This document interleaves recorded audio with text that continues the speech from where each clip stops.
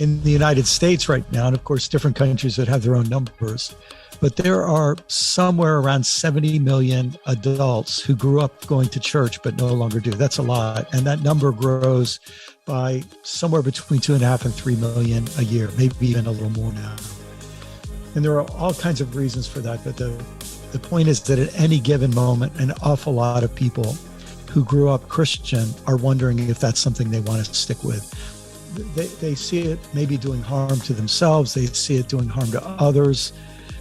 They wonder who gets to define what it is, because depending on who defines it, they have to decide whether they fit that definition or not. So this struggle of religious identity, it's been a struggle in my life, and I was a pastor for 24 years.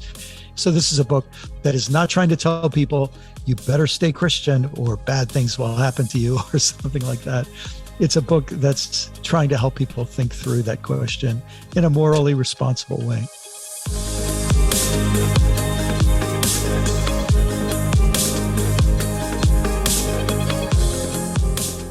Hi, friends. I'm Brian McLaren. I'm so happy to be with you at the Well. I understand that congratulations are in order for you. You all are in a new location. That location is going to enable you to welcome and serve even more people. And I'm so thrilled to be able to be part of this new chapter in your own development as a faith community.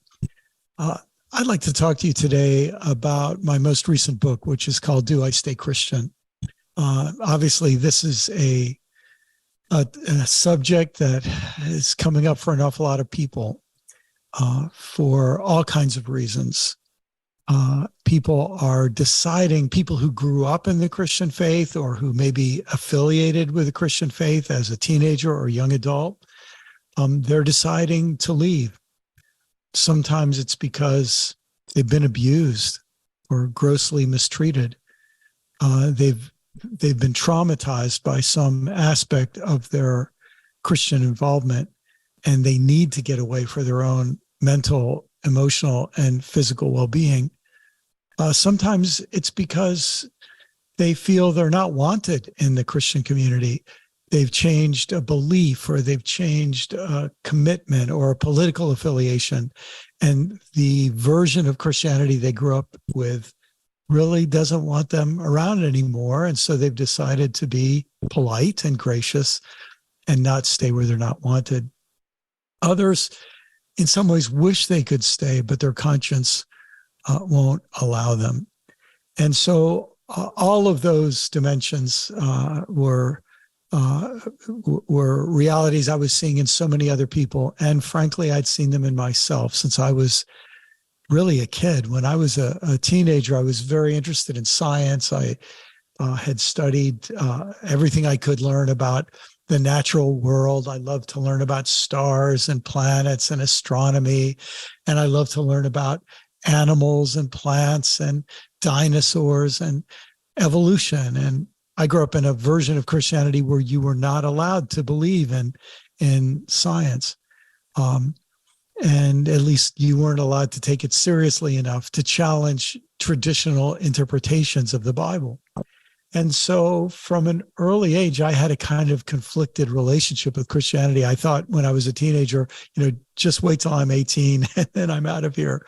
I ended up having a very powerful spiritual experience that actually deepened my commitment to Christ and following his path of love. But really, even though I later became a pastor, my relationship with Christianity has had its tensions, and all of that comes out in this book, Do I Stay Christian? I decided to structure the book not as an argument to tell people they should stay. They have to stay.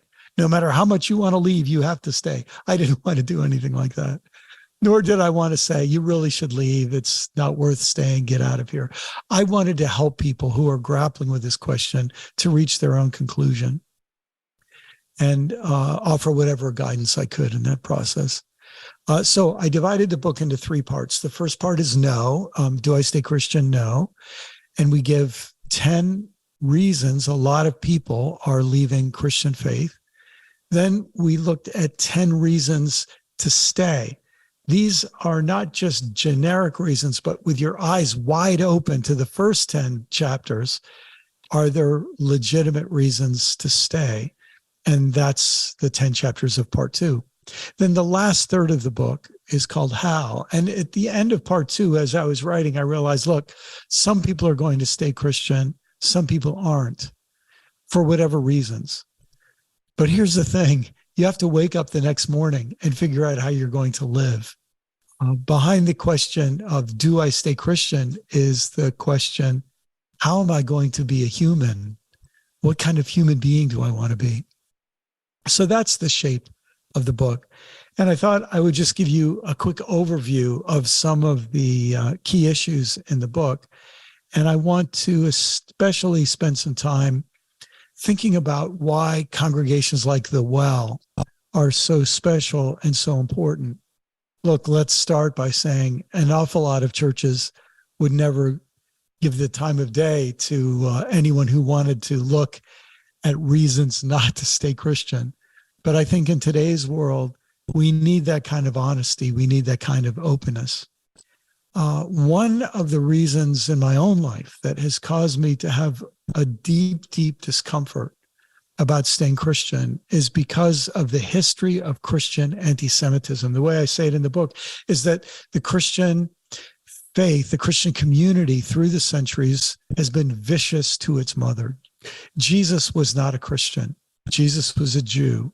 All the earliest disciples were Jews.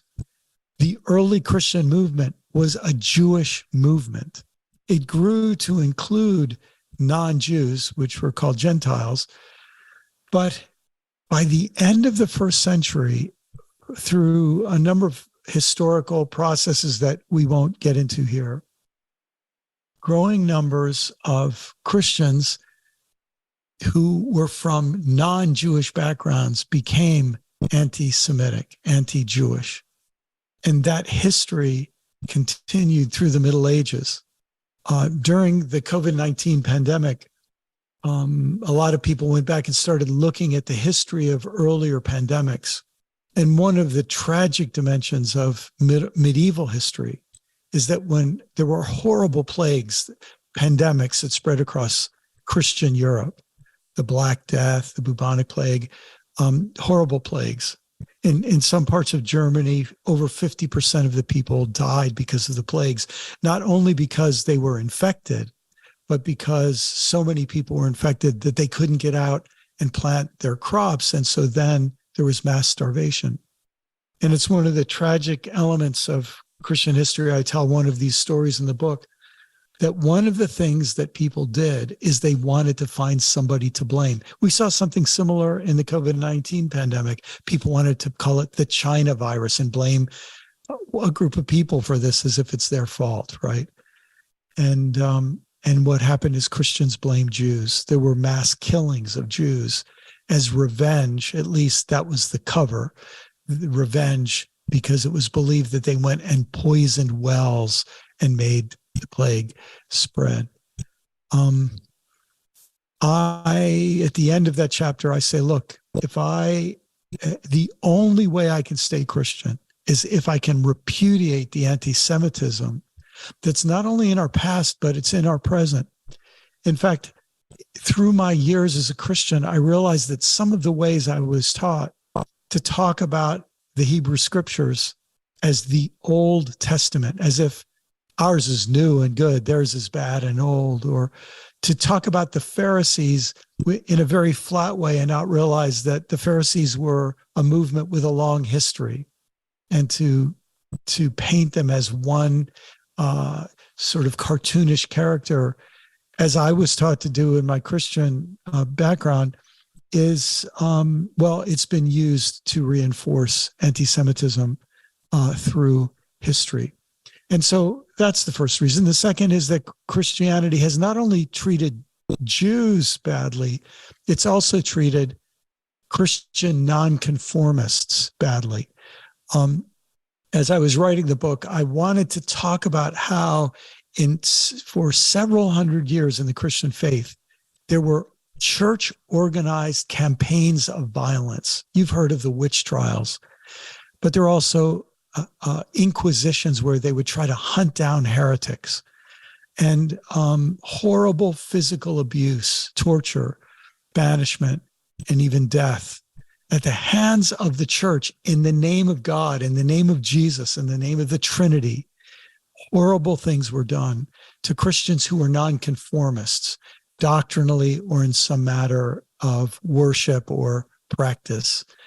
And it's an ugly history. The first draft of the book, my editor said to me, "I'm sorry, Brian, I don't think you can include some of this information." She said, "It like literally, it's giving me nightmares since reading your chapter."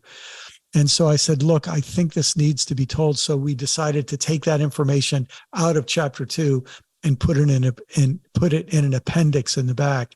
So because I think people who are ready for it and who can handle it need to know some of this history. Third, Christianity's high death toll and life toll. This is the chapter where I deal with the Crusades and colonialism. And rather than treating them as two separate things, I see them as one ongoing campaign of violence in the name of God, in the name of Jesus, in the name of the Bible, in the name of the church, and so on. First, Crusades in the Middle East, and then colonialism, that we all know the date 1492. But I say in this chapter, I think we should also know the date 1452, because before Columbus sailed the ocean blue, Pope Nicholas V told the Christian kings of Europe what to do. He told them to go into all the world and make slaves of all nations, steal their property, enrich yourselves.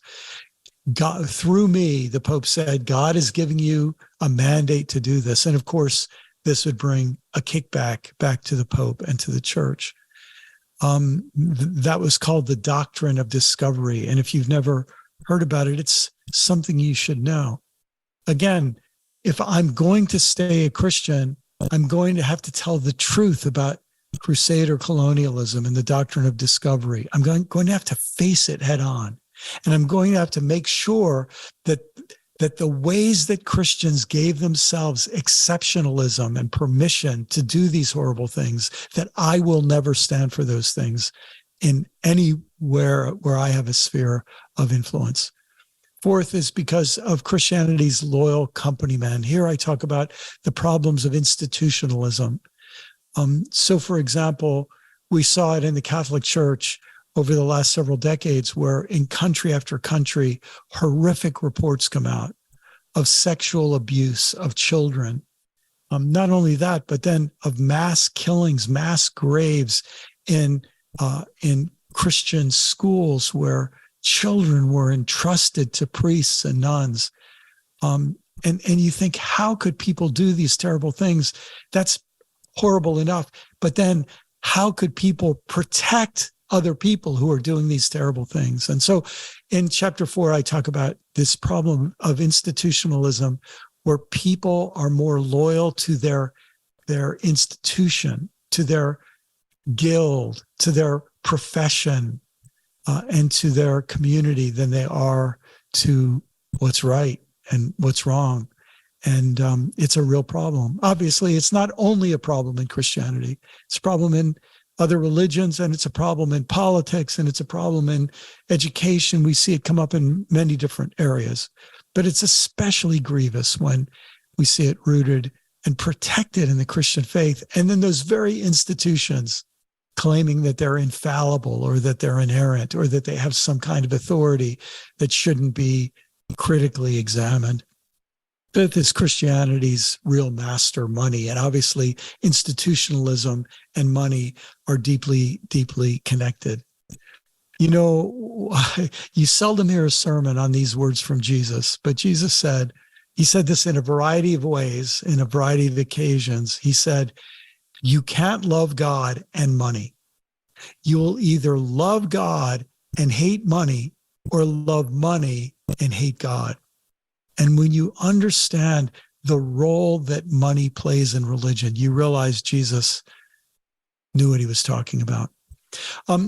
Next is a chapter on the White Christian Old Boys Network. And here's where I deal with both racism and patriarchy together, because They are deeply intertwined in Christian history. And sadly, some of this is even rooted in our understanding of God as a big old white guy who sits on a throne, which is a subject we'll come to again later. Christianity is stuck was chapter 7. We've painted ourselves into a number of theological corners, and we feel obligated to uphold certain dogmas, certain teachings, certain doctrines, even though we watch those doctrines cause great harm to human beings. We obviously saw this when white Christians used the Bible to justify the horrors of slavery, when contemporary Christians used the Bible to justify the oppression of Palestinians, or when Christians use the Bible to stigmatize our lesbian, gay, bisexual, transgendered, and queer friends and neighbors and family members. And when Christianity is unable to change its thinking, it is dangerous. And so any form of Christianity I want to stay with, I have to find ways of unsticking, being unstuck theologically. Eighth is Christianity's lack of transformation, that for all of our money and activities, an awful lot of Christians seem to be no better than, or maybe even worse than, the average person in their neighborhood. And sadly, so often it seems that the more religious a person is, the more likely that person is to be xenophobic, racist, homophobic, to advocate torture and violence. And so this lack of transformation is a serious, serious problem. I did this with some amount of fear and trepidation, but in that chapter, I talk about the states in the United States with the highest church attendance. And it's a disturbing thing to see that those are also the states with some of the most grievous and serious social problems. These things are not cause and effect, but we would hope that Christian faith over time would show better fruit than we're seeing. Ninth is Christianity's great wall of bias. This is where I get a chance to talk about the constricted intellectualism in so much of Christianity. Catholic, Protestant, Orthodox, all the different streams of Christianity have versions of this, where people are super active in their thinking, but it's super active to defend what they already think, and super active to fend off anything that seems a threat to what they already think. And I talk about a number of biases that help us understand what's going on behind this constricted intellectualism.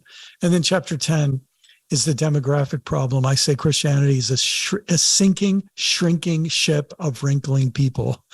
That what we see because of these first 9 problems is that more and more young people feel like I did as a teenager. As soon as I'm 18, I'm out of here. And so those were the first 10 chapters. And I try to do justice to the very legitimate reasons people have for considering leaving. And then after considering all of these 10, in part 2, I try to look at reasons to say, yes, there are 10 of them. Let's just look at the first 5 first.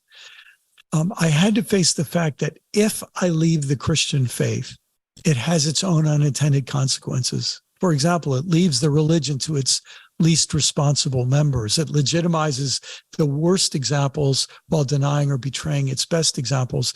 It leaves, even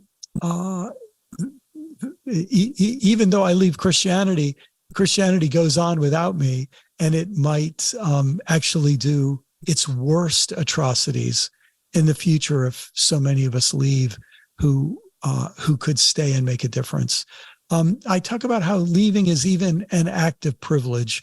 I won't get into that now, but you'll see that in the book. And then I say that owning our history can be simultaneously humbling and inspiring.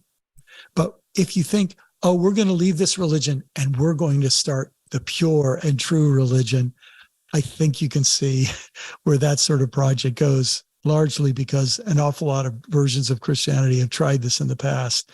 There's one thing worse than an imperfect and humbled religion, and that is a naive and arrogant religion. Second, where else would we go? Because if we leave Christianity, it's not like we can find some other perfect religion. Every religion has its skeletons. And in fact, it's not just religion, it's the human species as a whole, because we start to see the Christian problems are human problems. And I think then we also acknowledge, as my friend David Dark says, that life's too short to pretend you're not religious. Looking for depth and meaning in life is a big part of what life is about. And if we decide to reject the liturgies and meaning of Christianity, we're going to have to find meaning and liturgies or practices that reinforce that meaning. We're going to find it somewhere else. And every other place we go, we're going to eventually have to have the same critical thinking about that community that we would have about the Christian community. And then in the third chapter in this section, I say that leaving defiantly and staying compliantly are not our only options. In other words, we can stay, but stay in protest. We can stay, but create new options. We can stay as an act of revolutionary love. We can stay in solidarity with creative stayers in other traditions. I'll just tell you, I've had a number of Hindu, Jewish, Muslim, Buddhist, and others through the years, and especially since this book came out, tell me they face similar struggles in their own religion. I just got a email the other day from a Hindu leader who told me he has wondered about leaving Hinduism, and my book helped him think of a way to stay in Hinduism the way I advocate for those of us who stay Christian. And in fact, many of my friends of other faiths, especially my Jewish and Muslim friends, say to me, please, the Christian religion will do so much harm if all of you who see a better way give up on it. And they plead, they say, please, if there's any way you can stay and try to make things better, you'll be helping us too. And we can stay until we're expelled. We can speak the truth we feel needs to be spoken. And if we're expelled, well, that happens. And when we're expelled, we can find places where we're wanted and needed. I grew up fundamentalist. I was quickly expelled from fundamentalism. I entered a world called evangelicalism that seemed to be way much bigger and freer than fundamentalism. Turned out while I was an evangelical, fundamentalist kind of took over evangelicalism. I learned I wasn't wanted there, but I found out that there's lots and lots of room in the Christian faith. And I love the way my friend Richard Rohr says it. He represents many Catholics who found a way to stay Catholic by following what he calls alternative orthodoxy. Instead of fighting with the traditionalists, you just find space to not argue about the questions that they ask you, but to say, those aren't the questions that really interest me. I'm interested in different questions entirely. And there's enormous room for people who want to stay in those spaces. In chapter 4, I say that it would be a shame to leave a religion in its infancy. The fact is, every religion in its early stages has predictable problems, and every religion under certain kinds of stresses has predictable problems. The goal, I think, is for us to help our religions mature as we, the adherents, mature. And then chapter 5 is one of the most important chapters for me to write because of our legendary founder. If I had become convinced that the Christian religion was really trying to prop up a fraud, the Christian religion is really trying to lift up this fellow Jesus who really was a pretty horrible human being, obviously that would be very different. But all of my critique of the Christian religion is based on the distance between what the Christian religion says and does and what our founder, Jesus Christ, said and did. And my commitment to Jesus keeps growing deeper. And in fact, I think I could only be faithful to Jesus by applying his values and teachings and example to a critique of my religion. And so because of my loyalty to Jesus, I would like to try to stay a representative of him and his voice and his mission, starting in the religion that I was born in. And then that's the first five. And I won't take time now to go through the second five, but I'll just mention them because innocence is an addiction and solidarity is the cure. And this is really one of the most important chapters in the book for me to write, because I realized that part of my desire to separate myself from a tarnished and embarrassing Christianity is in a certain sense my own ego, that I want to only be associated with good and innocent things. And I realized that that desire for innocence produces a lot of unintended negative consequences. And so I talk about solidarity as an alternative to innocence. And there's a way for me to stay Christian that is an act of solidarity, not only toward other Christians, but it's an act of solidarity toward all people of all religious traditions, each of whom are having to face the gaps and blind spots and weaknesses and faults of their own community. Seventh, because I'm human. And I talk, and this is going to come back as an increasingly important issue, but part of being human is being born in a context, being born in a tradition. And to be true to my own humanity, part of it is being true to these elements of my heritage and identity. Chapter 8, because Christianity is changing for the worse and for the better. You know, I'm often asked to talk about what I think is in the future for Christianity. And what I say to people is, I think in the coming decades, we will see some of the ugliest forms of Christianity that have ever existed. I think we have to be honest, that's already happening. We saw it during COVID-19 where religious leaders were willing to put their flock in great danger. And look, we know why. It was because of political ideology and because they didn't want to have to go too many weeks without getting an offering and maybe getting a lot of amens and applause. There are ugly, ugly things that we're going to see continuing to come out in the Christian faith. But as the ugly gets uglier, people are going to do two things. Some are just going to leave Christianity, understandably. Others are going to say what they're doing is so despicable to me that I am going to dig in, and I'm going. The uglier they go, the more beautiful I want to be in the way I live. As Michelle Obama used to say, they go low, we'll go high. And that change that's happening in Christian faith is absolutely stunning and staggering.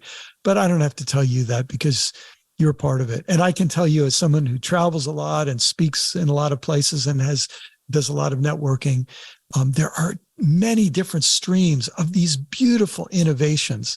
The streams don't even know about each other all too often. In that chapter, I try to tell people about some of those exciting and positive changes. Chapter 9 is one of my favorite chapters I've written ever in my career as an author, To Free God, because the ways that we think about God and talk about God made perfect sense in the Bronze Age. It made perfect sense for people in the Bronze Age to speak of God as the Lord is my shepherd, or to speak of God as king, because shepherds and kings were primary social realities. When people spoke of God as a rock, what they were saying is God is like the fortress in the mountains where you go when you're being attacked. It made perfect sense to compare God to a rock or a fortress. And we can go and read that poetry in the Psalms or elsewhere in the Bible, and we can understand its beauty for their time. But here's my question. If people in the Bronze Age were allowed to think about God with Bronze Age metaphors, are we being faithful by chaining ourselves to Bronze Age metaphors? Or should people today follow their example and look in our world and experience today and say, what are the new metaphors that would help us speak and relate to God in ways as relevant to our world and our situation as their ways were to theirs? And that freeing God from being chained to old images and understandings again, it's one of the truly exciting things that's happening. And it's one of the possibilities that congregations like the Well can be pioneers and artists in a theological renaissance. Chapter 10, I talk about Fermi's paradox and the great filter. I won't explain that now, except to say this, that we are living at an extremely dangerous moment in human history because of climate change, because of gross economic inequality, because the proliferation of weapons, including weapons of mass destruction. We are at a very, very dangerous moment in human history. And at a time like this, we need wisdom, ancient wisdom, deep wisdom, like we've never needed it before. And just because there are people who are shallow and superficial in their holding and proclaiming the Christian faith, that shouldn't make us throw out Christian faith. It should make us plumb Christian faith for the resources, the deep transforming resources we need to face the dangerous times that we face. But when I finished part 2, I said, maybe the question, do I stay Christian, isn't even the right question that we should be asking. Maybe there's another question. And that question is, whether I call myself Christian or not, how do I be human? How do I be human in the best sense? Because everything we see happening to Christianity is happening to humanity. Think about Christian identity, then think about American identity. Think about I'm a man, but men are doing some horrible, horrible things in the name of masculinity. You can just take every identity, whatever your profession is. I'll bet you can see things in your profession that are doing great harm. And so the deeper question isn't, what religious label do I slap on my bumper sticker of my car? Or do I write and check in a box on an internet form? The deeper question is, how do I stay human? What kind of human being do I want to be? And so in this section of the book, I talk about seven ways forward that I think can help us to be human, whether we stay Christian or not. In other words, the kinds of people who are brought up or converted to Christianity and then have seen its dark side. When we leave, we could leave jaded and cynical and angry and bitter and despairing. Or we could use our difficult experience in the Christian faith and we could use it to become wiser and deeper. How can we do that? And those 7 last chapters in the book, I think, are 7 dimensions of what you in the Well are already paying close attention to. The first one is to include and transcend. This means when you see that something is wrong in a group, rather than just excluding the group, canceling them, writing them off, I want nothing to do with them, I'm better than them, to say, they're my fellow humans, they're my fellow Christians, they're my fellow Americans, they're my fellow teachers, they're my fellow whatever, men, women, whatever, straight, gay. They're my fellow humans. I don't reject them. I include them, but I transcend, and I want to go to a bigger space. I want to go to space that loves them, that doesn't reject them. I might critique them, but I want the critique to be with love. And instead of seeing them as the problem, I see them as a challenge for me to move into a bigger space. That's include and transcend. Next is start with the heart. The human problem that's there in human Christians and human Jews and human Muslims and human Buddhists and human atheists and human agnostics and human capitalists and human Marxists. The human problem is a problem of desire. What is it that we really want? What is it that we want most? What is our prime directive? And that's a matter of the heart. That's what religion is really here to do. Whether it's Christianity or Judaism or whatever, it's here to help us deal with the heart. And for you at the Well to be a community that learns to include and transcend, and a community that helps every participant to learn to pay attention to their heart, to mind their mind and mind their heart, to pay attention to their inner depths.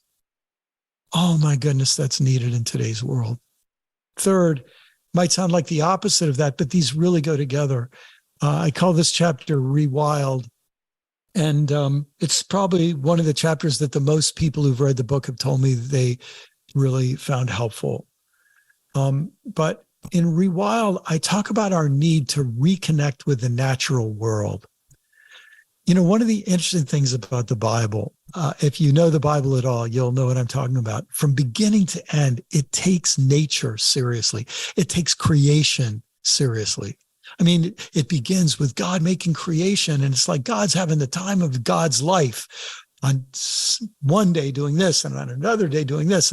And God takes delight in these creatures and looks at all of the creatures and their ecosystem and says, wow, this is very good. You know, God loves creatures and nature and the universe.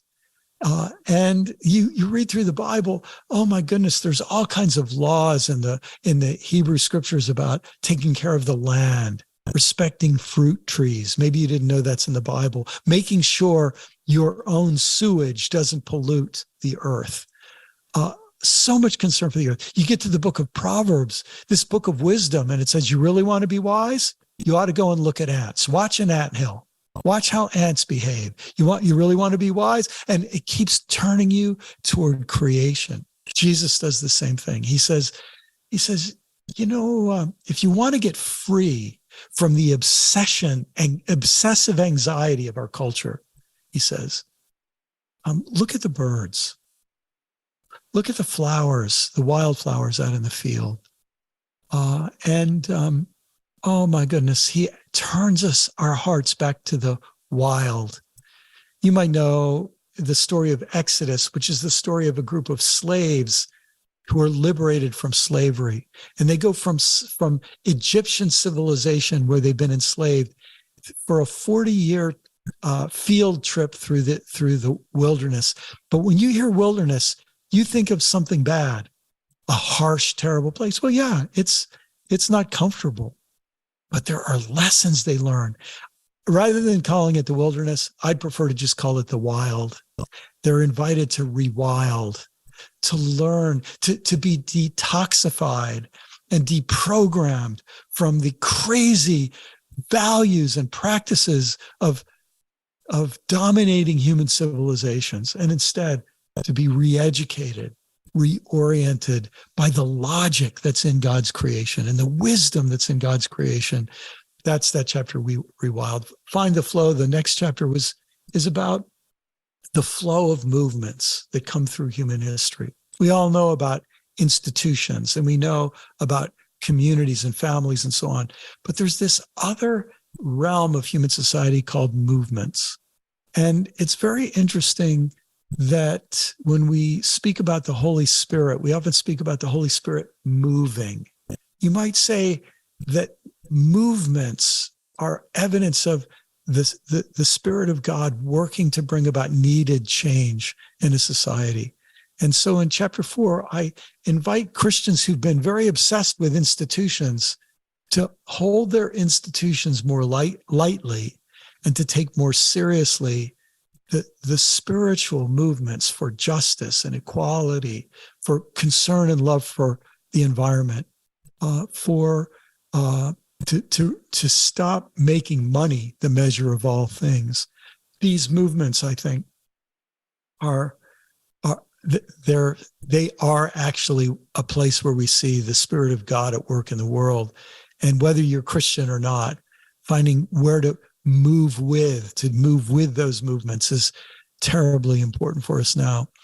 In chapter 5, I talk about reconsecrating everything, to stop dividing the world into sacred and secular, but to understand that everything matters and all the different dimensions of our lives matter. When we get obsessed about, do I stay Christian, we unintentionally make religious dogma and religious matters be the most important thing in life. The most important thing in life is life. Jesus didn't say, I've come so that you may have religion and have it more correctly. He said, I've come that you may have life and have it more abundantly. And that's what chapter 5 is about. Chapter 6 is an important chapter, Renounce and Announce, where I talked about the need to let people know where you stand. So many of us are so afraid of offending people, or we're afraid of being attacked and criticized. But in times like these, we need more of us lovingly, graciously, but courageously to let people know where we stand. I explore that in that chapter. And then the last chapter, I talk about staying human. And in that chapter, I look at some passages from the New Testament that I would like to just end by considering with you right now. If you look at the epistle to the Colossians and the Christian scriptures, you'll find Paul, or the author, whoever it was of this letter, say this: do not lie to one another, seeing that you have stripped off the old humanity with its practices and have clothed yourselves with the new humanity, which is being renewed in knowledge according to the image of its creator. Oh my goodness, that's such a rich understanding, or such a rich passage. You understand he's evoking the story from Genesis 1 of human beings being made in the image of the creator. And he's saying we've become distorted in so many ways. And one of those ways is by lying, deceiving, tricking, not being straight and clear with each other. So he says, all of those practices are part of this old humanity that is disintegrating and decomposing and fighting each other and running towards self-destruction. We're part of a new humanity now. And then he says, if you're part of this new humanity, in that renewal, there's no longer Greek and Jew, circumcised and uncircumcised, barbarian, Scythian, enslaved and free, but Christ is all and in all.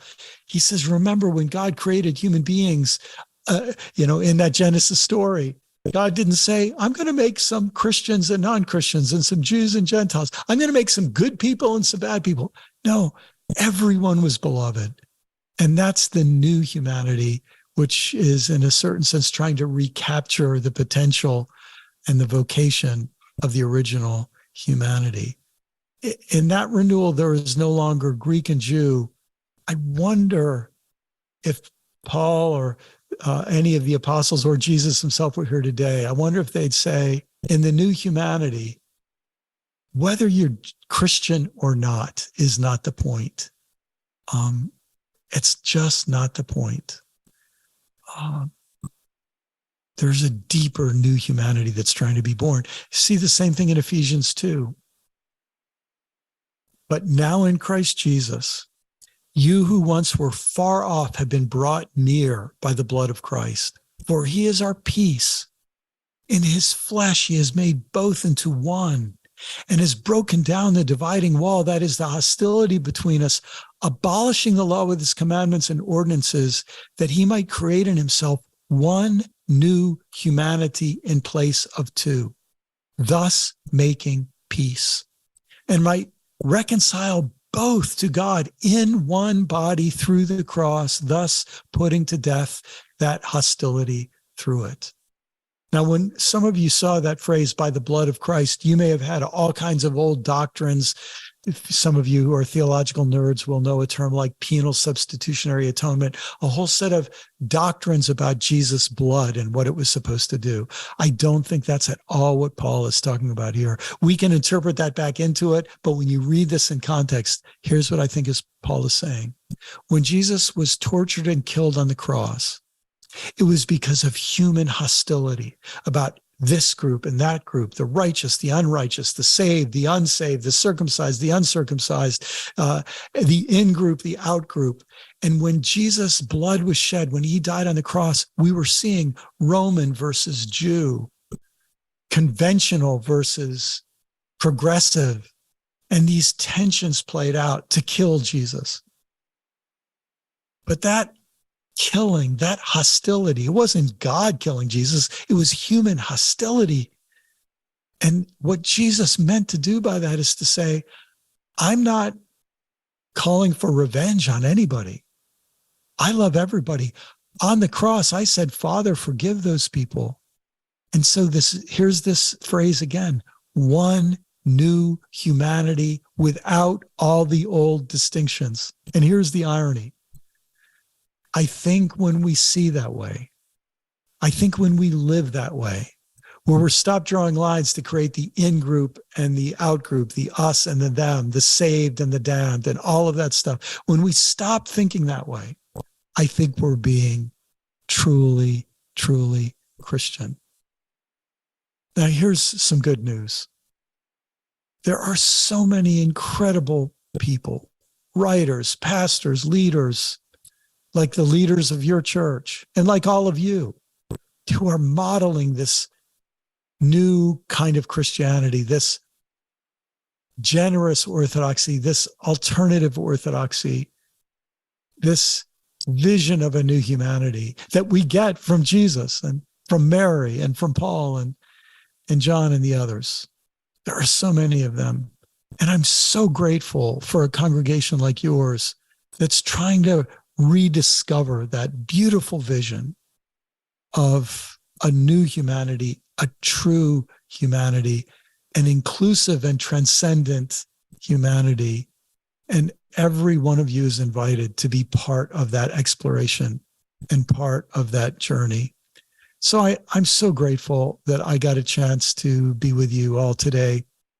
And I hope these words will be of encouragement to you and your congregation. I wish I could be there in person, but I'm so glad to know you're there in your region, in your area, as agents of that beautiful new humanity that believes the most important thing in life is to love God, to love the source of love that loves everyone, and then to love everyone, your neighbor, including the stranger, outcast, outsider, enemy, including you, so that in joining God and God's love for the whole world, you love yourself appropriately too. And by the way, that also includes the earth, because we have to reconnect and rediscover, rewild in this earth, because it's part of God's beautiful creation, God's beautiful kingdom, God's beautiful family as well. Thanks for your interest. Thanks for your attention. God bless you all.